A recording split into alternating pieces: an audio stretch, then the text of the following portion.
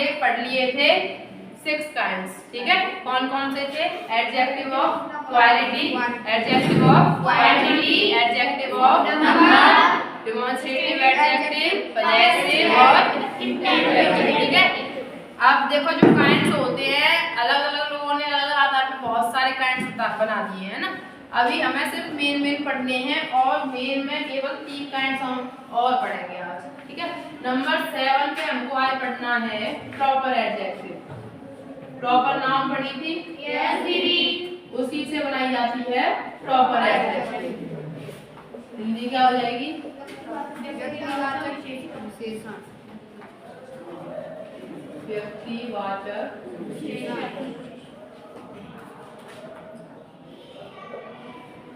विशेषण। ये क्या करेगी? ये कुछ नहीं करेगी। ये किससे बनाई गई है? बिल्कुल यही डेफिनेशन हो जाएगी कि प्रॉपर नाउन से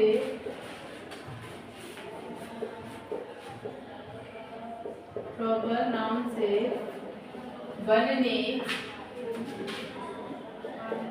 वाले एडजेक्टिव क्या कहलाते हैं? Proper adjective. Proper adjective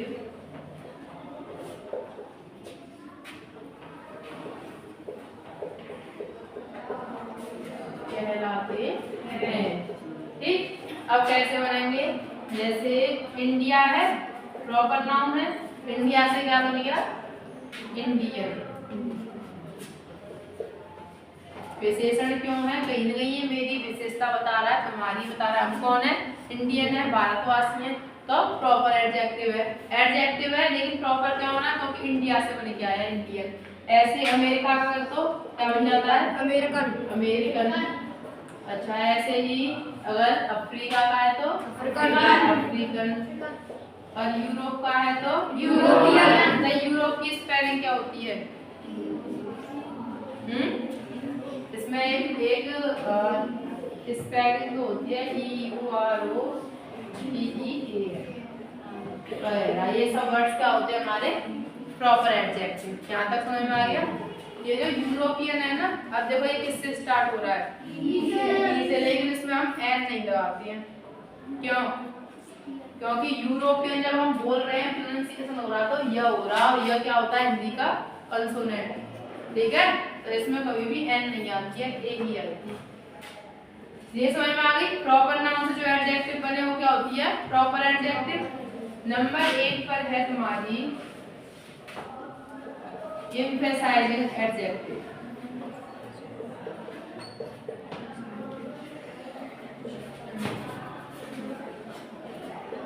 emphasizing adjective यानी कि बलदायक विशेषण।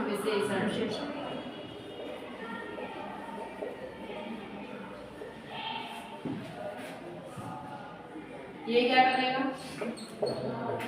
ये किसी नाउन को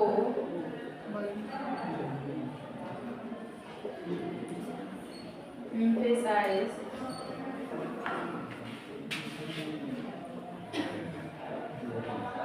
या हम कहेंगे बल देने, जोर देने,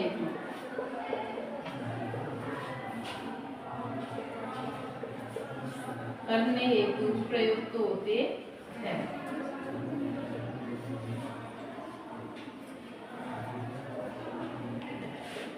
जैसे हम कहते हैं वेरी शब्द हमारा वो हो जाएगा, जैसे वेरी है ना, ओन है, क्वाइट है, ऐसे करके जो वर्ड्स हैं वो क्या हो जाते हैं हमारे? एम्फेसाइज, यानी कि ये नाउन पे जोर देंगे। सी इज वेरी ब्यूटीफुल है ना, कहे ना सी वेरी बहुत ज्यादा सुंदर है, बहुत। नाउन के लिए तो प्रयोग हो रहा है सुंदर होना और बहुत सुंदर होना, अंदर हो गया, तो वो जोर दे रही है, बल दे रही है उस बात पर, तो वर्ड क्या हो जाएंगे? एम्फेसाइजिंग एडजेक्टिव, ठीक है। नंबर 9 पे आती है हमारी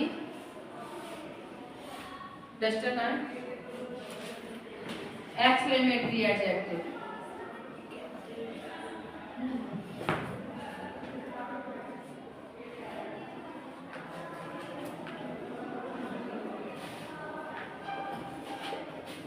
एक्सक्लेमेटरी एडजेक्टिव यानी कि विस्मयसूचक विशेषण।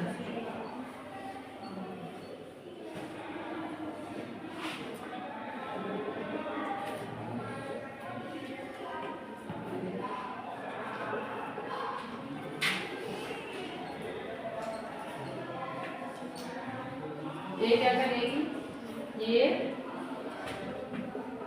एक्सक्लेमेशन हेतु प्रयुक्त होती है।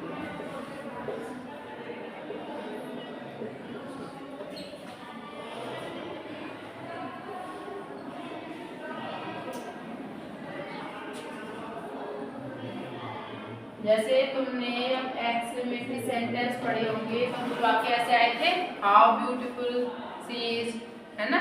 इस तरीके के वाक्य में तुमने देखा हाउ आया है, वो क्या बन जाएगा, एडजेक्टिव बन जाएगा। कौन सा, एक्सक्लेमेटरी एडजेक्टिव।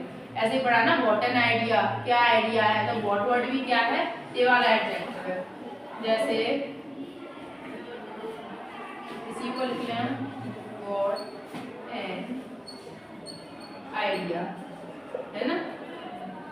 ऐसे ही हम कहें हाउ ब्यूटीफुल ताज इज, है ना। ताजमहल कितना सुंदर है, तो ये वर्ड भी क्या बन जाएगा हमारा, एक्सक्लेमेटरी एडजेक्टिव। यहाँ पे जो मेन टाइप्स है एडजेक्टिव की वो कंप्लीट हो जाते हैं, ठीक है। अब क्या है, अब अलग अलग लोगों ने अलग काइंड बना दिया, जैसे डिस्ट्रीब्यूटिव एडजेक्टिव भी कर दिया और भी कर दिया है। तो अभी मेन तुम्हें ये 9 काइंड्स ध्यान रखनी है, क्या और समझनी है। एक बार ओवरऑल देख लेते हैं सारे एडजेक्टिव्स को। सबसे पहले हमने पढ़ा था एडजेक्टिव ऑफ क्वालिटी। तो एडजेक्टिव ऑफ क्वालिटी क्या करता है, किसी की नाउन की विशेषता बताएगा, ठीक है। दूसरे नंबर पे था हमारा एडजेक्टिव ऑफ क्वांटिटी, वो क्या करेगा, मात्रा बताएगा, है ना, परिमाणवाचक विशेषण। तीसरा था एडजेक्टिव ऑफ नंबर, वो क्या करेगा, संख्या बताएगा।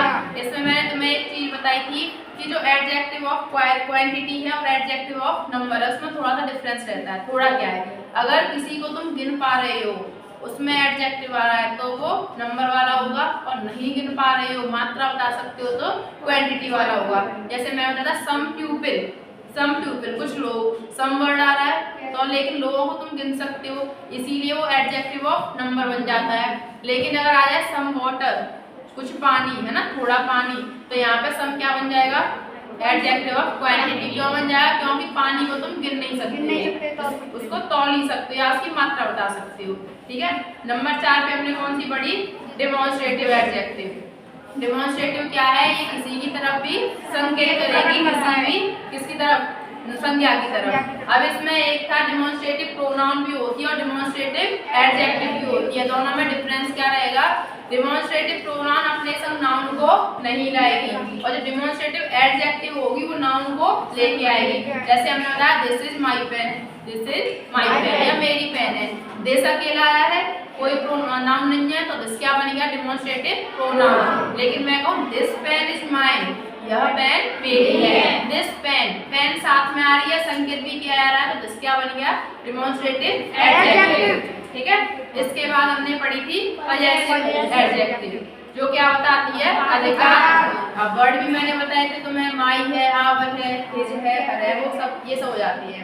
पजेसिव प्रोनाउन और एडजेक्टिव में भी सेम डिफरेंस है। कोई सेम एग्जांपल अगर मैं दूं, दिस इज माई पेन या मेरी पेन है। अब इसमें माई के साथ क्या आ रहा है, नाउन आ रही है, पेन आ रही है, पेन नाउन है, तो माई क्या बन जाएगा, एडजेक्टिव। लेकिन मैं कहती थी दिस पेन इज माइन, तो माइन अकेला आया है तो वो क्या बन जाएगा, प्रोनाउन, ठीक है। अधिकार दोनों व्यक्त करेंगे, लेकिन अगर संज्ञा साथ में आ रही है तो एडजेक्टिव और नहीं आ रही है तो प्रोनाउन। छठे नंबर पे हमने कौन सी एडजेक्टिव पढ़ी, इंटेरोगेटिव एडजेक्टिव क्या काम करेगी, प्रश्न पूछने का। जैसे Whose book is this? यह इसकी किताब है, ये भी अपने साथ ज्यादातर केस में क्या लाएगी, नाउन लेके आएगी। नंबर 7 पे हमने पढ़ी प्रॉपर एडजेक्टिव। प्रॉपर एडजेक्टिव क्या करेगी, कुछ नहीं करेगी, प्रॉपर नाउन से बन के आएगी, ठीक है। इंडिया से बन गया इंडियन, यूरोप से बन गया यूरोपियन, ये सब वर्ड्स। नंबर 8 पे कौन सी प्रोनाउन है, एम्फेसाइजिंग एडजेक्टिव। ये क्या करेगी, नाउन पे जोर देने के लिए, बल देने के लिए प्रयुक्त होती है। जैसे तुम्हारे वेरी, आउन, क्वाइट, ये सब वर्ड है, ये सब यही हो जाते हैं। नंबर लास्ट है तुम्हारा 9 एक्सक्लेमेटरी एडजेक्टिव। ये क्या करेगी? एक्सक्लेमेशन प्रयोग। ये 9 काइंड्स हो गए, ये समझ में आ गए? यस दीदी। ये काइंड्स यहीं पे खत्म हो जाते हैं। एक न्यू टॉपिक होता है डिग्री ऑफ एडजेक्टिव। सुनिए, नहीं सुनी? डिग्री ऑफ एडजेक्टिव होते हैं। देखो एडजेक्टिव का प्रयोग विशेषता बताने हेतु आ रहा है ना। अब उस विशेषता को अलग अलग स्तर पे बताया जाता है। जैसे मुझे किसी एक व्यक्ति की विशेषता बतानी है, या मैं विशेषता बताने में अंतर पैदा कर रही हूँ, जैसे दो लोगों के बीच में कर रही हूँ, है ना, कि ये इससे अधिक होशियार है या ये है, तो वो हो जाता है। एक होता है कि हम सभी में किसी एक की उसको सबसे आगे दिखाते हैं कि यही सबसे आगे है, तो वो डिग्री ऑफ एडजेक्टिव है। जो डिग्रियां हैं इसकी वो 3 होती हैं, ठीक है।